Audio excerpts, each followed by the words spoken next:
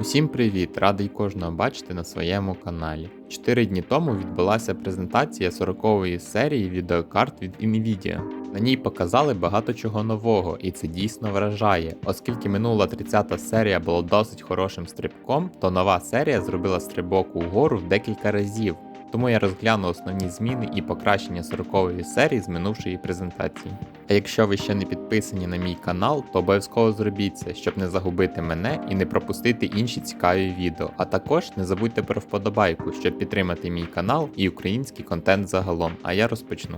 Почалося ж все з демонстрації Razer X, яка створена з допомогою Nvidia Omniverse, картинка якої не є заготовлена, а може динамічно змінюватися в реальному часі. До речі, нове покоління назвали Nvidia Ada Lovelace GPU на честь математика Ади Lovelace, яку у світі вважають однією з перших програмістів. У 40-ї серії з технічного боку підняли кількість транзисторів до 76 мільярдів порівняно з минулим поколінням, у якого було лише 28. Також збільшили кількість CUDA ядер до 18 тисяч.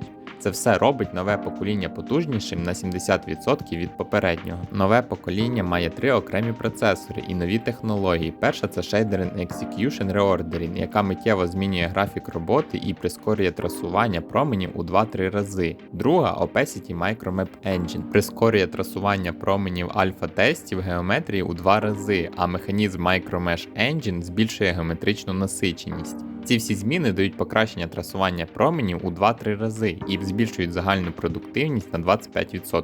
Основне програмне покращення – це нове покоління DLSS 3, яке має новий штучний інтелект, який генерує абсолютно нові кадри, а не лише пікселі, обробляє новий і попередній кадр, щоб виявити, як змінюється сцена, і в кінці згенерувати проміжні кадри без втрати якості. Такі зміни покращують продуктивність гри у 4 рази, зменшуючи навантаження на графічний і центральний процесор ПК. Nvidia запевняє, що це їхній найкращий винахід нейронної візуалізації, адже сучасна графіка, яка кожного дня прогресує, вимагає неймовірної кількості обчислювальних сил, проте кількість транзисторів, доступних процесору, не може так істотно збільшуватися. А сила нової серії полягає в програмних покращеннях, за допомогою яких деякі пікселі і кадри обчислюються, а більшість прогнозується, і це все зробило обчислювані можливості нової серії у 16 разів вищі від минулого покоління.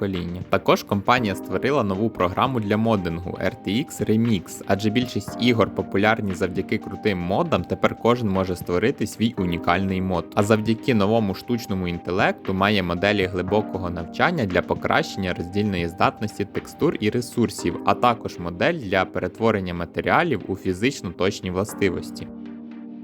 Ціни ж на нові відеокарти будуть починатися з $899, а за топову відеокарту 4090, яка має 24 ГБ графічної оперативної пам'яті 6-го покоління, $1599. Продаж стартує з 12 жовтня. Отож, нові відеокарти 40-ї серії стали потужнішими як для роботи з 3D-графікою, так і для ігор. Наприклад, для растеризованих продуктивність зростає вдвічі, а для ігор з трасуванням променів у 4 рази. І є неймовірно енергоефективна, адже у 2 рази продуктивніша за тієї самої потужності порівняно з 30-ю серією Ampere. На цьому я буду закінчувати сьогоднішню тему. Надіюсь, вам сподобалося це відео. Обов'язково пишіть у коментарях вашу думку про нові відеокарти від Nvidia. І взагалі, що ви думаєте про мій контент. Це допоможе мені розвивати канал. А з вами був Борщтех, який розповість вам не тільки про техніку, але й про машину, яка є в кожного з нас. Це наш організм. Дякую всім за перегляд, будьте здорові і слава Україні!